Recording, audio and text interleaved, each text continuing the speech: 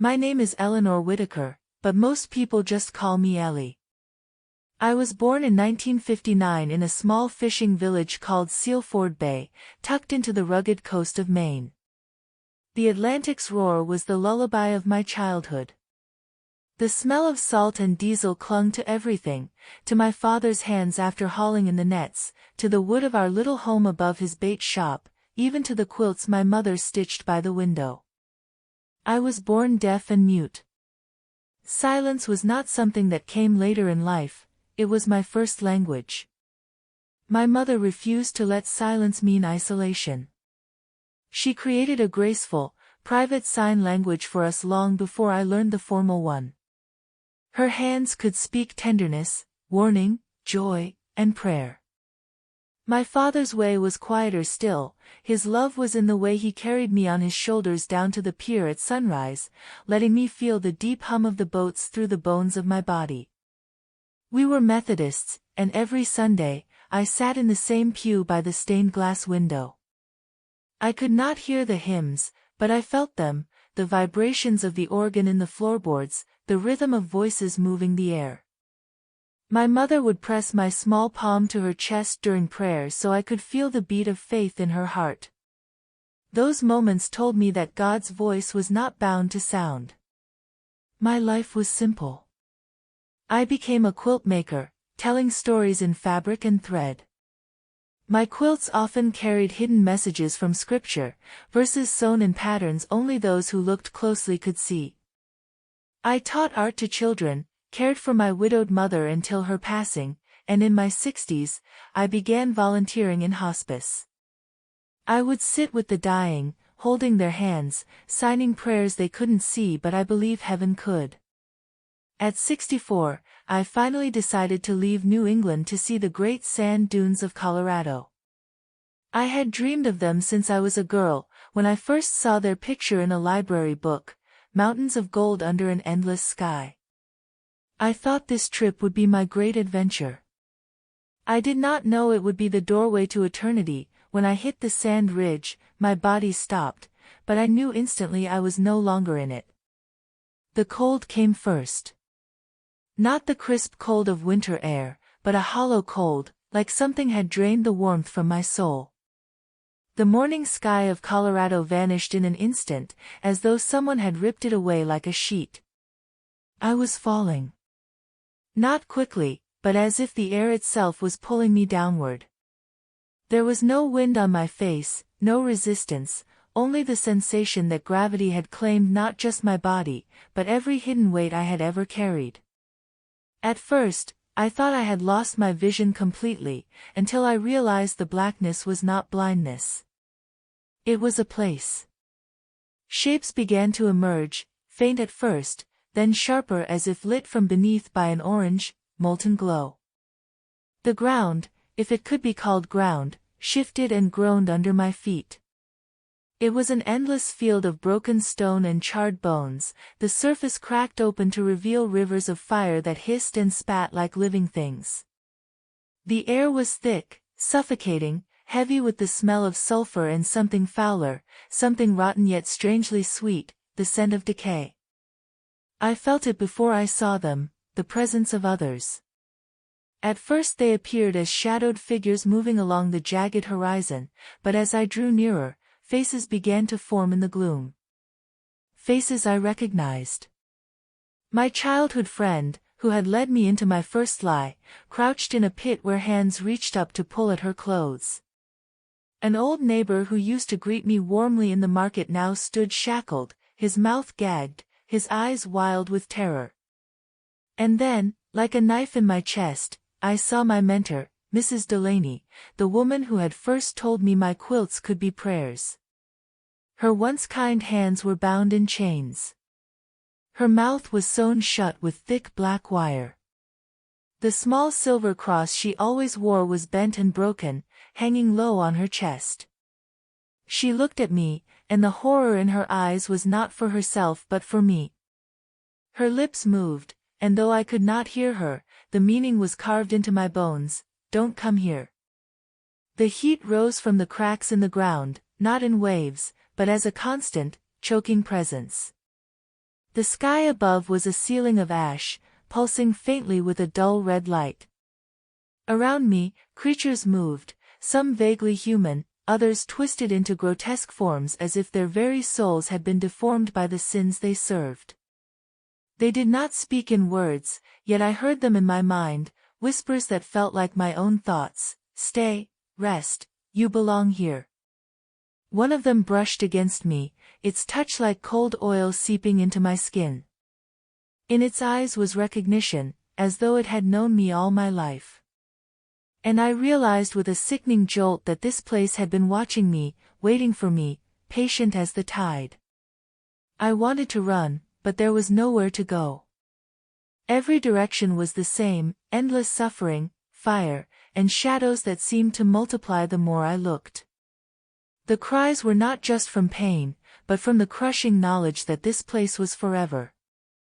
And for the first time, the thought pierced me, so could I be. A shadow passed over me, and the ground beneath my feet shuddered. The river of fire to my left surged upward like a living thing, spilling molten waves over the jagged stone. The cries that filled the air, though I could not hear them, struck me in a deeper place, bypassing the ears and going straight to the soul. I turned and saw figures being herded, pushed forward by unseen forces toward a vast chasm in the earth. I was pulled along with them, though I felt no hands on me. My legs moved against my will, each step heavier than the last, until the chasm came into view. Its edges were sharp, like the rim of a broken blade, and from its depths rose a heat so intense I could taste it, metallic, bitter, and final. Across the gap, on a throne of twisted iron and charred bone, sat a figure that was neither man nor beast. Its form shifted like smoke, yet its presence was solid, oppressive, as though the entire pit bent toward it. Those brought before the throne knelt, some trembling, some defiant, and one by one they were forced to speak. But the words were not confessions they wanted to give, they were ripped out of them, truths they had hidden all their lives. I saw a politician who had been celebrated for charity, yet admitted here that every coin he gave was stolen from the poor. A preacher who had filled churches with his voice confessed that he never believed the words he preached. A mother, whose smile in life had been the picture of gentleness, admitted to cruelty no one had seen. Each confession was followed by judgment. The ground beneath them split, swallowing them whole, and the fire rose in a roar I could feel in my chest. The air was thick with the scent of burning and something darker, the death of hope itself. Then it was my turn. The throne's gaze fixed on me, and though it had no eyes, I felt stripped bare. My mind was flooded with moments I had buried, times I refused to forgive, though I signed prayers of grace with my hands, times I gave help outwardly but resented it in secret, times I stayed silent when the truth needed to be spoken, telling myself it wasn't my place. Every quilt I had made with a verse hidden inside, the figure showed me the stitches where my faith was for show, not surrender. The shame was worse than the heat. I could not hide behind my silence here. My muteness was no shield, my excuses were ash. I fell forward onto the ground, my fingers clawing at the stone. The air around me thickened, pressing me down as if the very weight of the pit wanted to claim me. And then I saw them, the people I had loved most in life, standing among the crowd of the damned. My mother, though she had been a woman of faith in life, here stared at me with sorrow too deep to name. My childhood friend, the one who taught me to trust, now turned her face away. Mrs. Delaney was there again, her bound hands trembling, shaking her head as if to warn me even now. The figure on the throne rose. The ground beneath me cracked, and I knew, with a knowing that came from somewhere beyond thought, that the next breath I took could be my last in the realm of the living. A wind rose from the pit, but it was not cool, it was the breath of something ancient and merciless, ready to drag me down forever. My knees buckled. My strength gave out. I collapsed fully onto the ground, my face against the burning stone. In that moment, I was certain, there was no way back. The light of Sealford Bay, the quilts, the hymns I had felt in my bones, all of it was gone. My life, my prayers, my good works, none of it could bridge the gap between me and the pit. I whispered with my soul, not my lips, God, please. And then, without warning, the darkness trembled, the trembling grew, but it was not the chasm collapsing. It was the darkness recoiling. A light began to bloom behind me, not a flash, not a torch, but something alive. It did not push the darkness away like a wind scatters fog, it consumed it, the way the dawn swallows night without effort. I turned, and there he was. Jesus. He stood clothed in light that was not just around him but in him, pouring outward like rivers of gold and white fire. The heat from the pit vanished, replaced by a warmth that sank deeper than my bones. It touched my soul, my silence, my shame. Every part of me that had been writhing under the gaze of the throne stilled in his presence. His eyes were not just looking at me, they were seeing me, the child in the pew feeling her mother's heartbeat, the girl stitching prayers into quilts, the woman who sat in silence at hospice bedsides. He saw it all, and he did not turn away. When he stepped forward, the shadows scattered like frightened animals.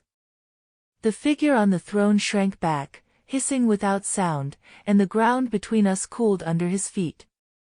He reached out his hand to me. I hesitated, not because I doubted him, but because I feared I was unworthy to touch him.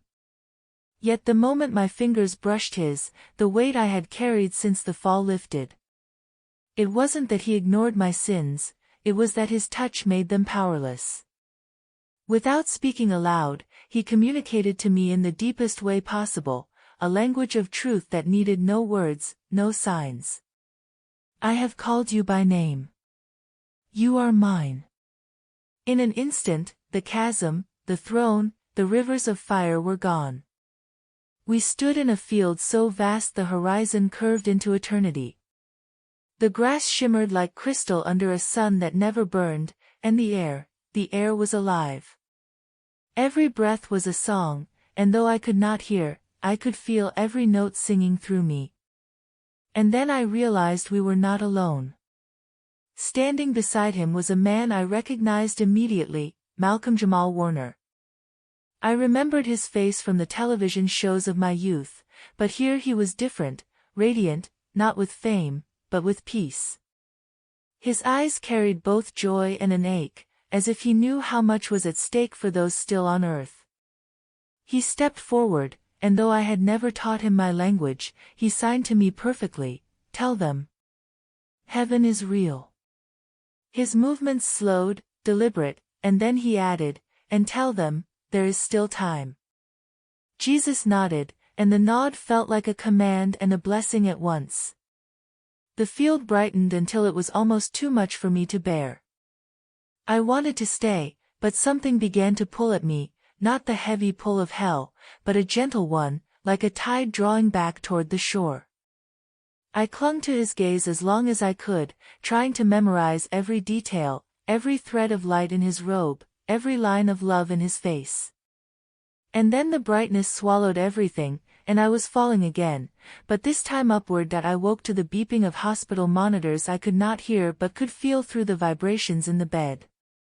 My body ached in ways I didn't know were possible, ribs broken, shoulder dislocated, skin bruised from neck to ankle. The nurse's face came into view, her lips moving quickly, her eyes wide with relief.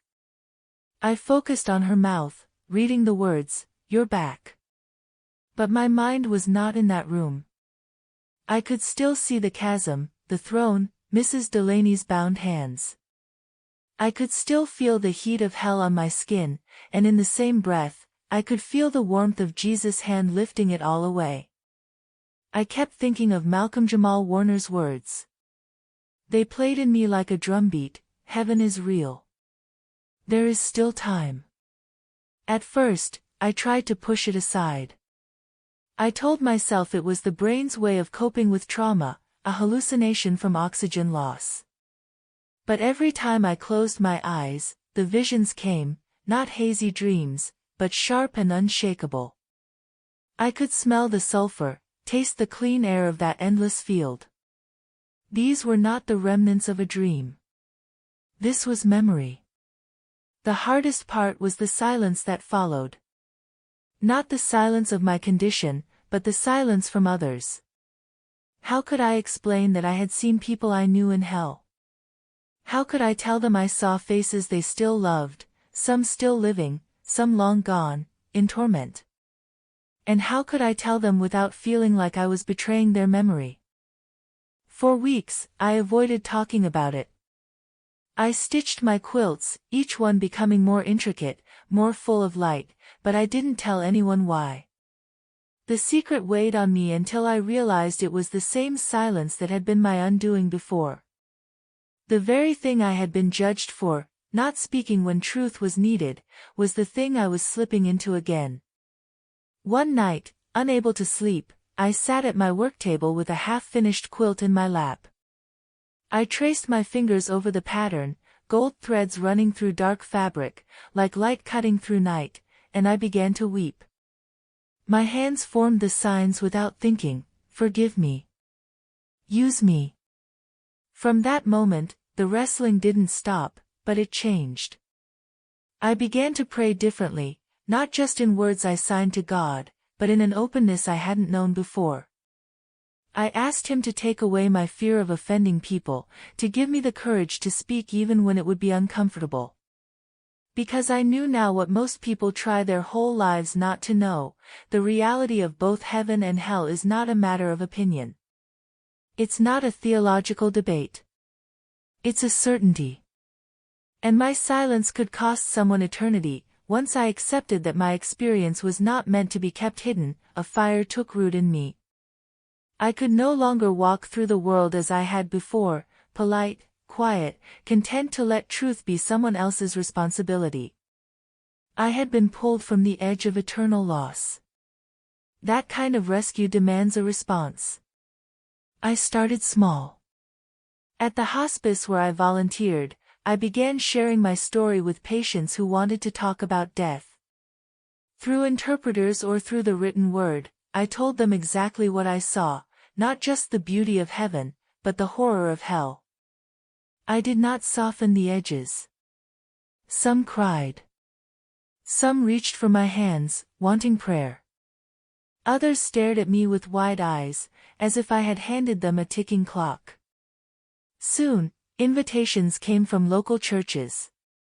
At first, I was nervous.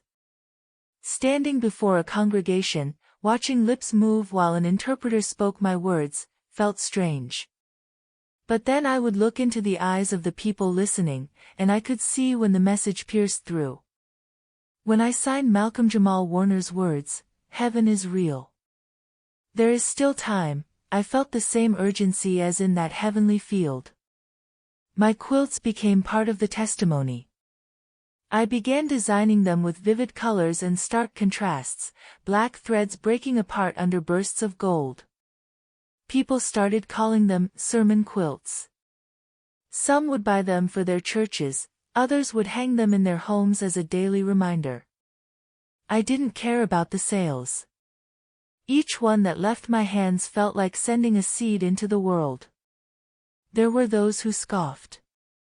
Some accused me of inventing the story for attention. A few even told me I had no right to claim I'd seen loved ones in hell. Those moments stung, but they never made me question my calling. The memory was too real, the mission too clear. I began traveling beyond Maine, speaking wherever the door opened, hospitals, prisons, community centers. I spoke to anyone who would listen and even to some who didn't want to. I knew that my silence once almost cost me everything. I would not make that mistake again. And so I live each day with a single purpose, to tell them what I saw, before their time runs out. It has been 2 years since that morning over the Colorado dunes. My body bears the marks of the fall, the scars, the stiffness in my shoulder, but they are nothing compared to the imprint on my soul. I no longer measure my days in tasks completed or quilts stitched. I measure them in chances taken to speak truth. I wake each morning knowing I was given this time as a gift, not a guarantee. I carry the memory of hell as a warning, and the vision of heaven as a promise. And I carry Malcolm-Jamal Warner's words like a command: heaven is real. There is still time. I will spend the rest of my life telling anyone who will see my hands or read my words that eternity is closer than they think. I walked the edge of forever, and I came back with only one message: choose him now.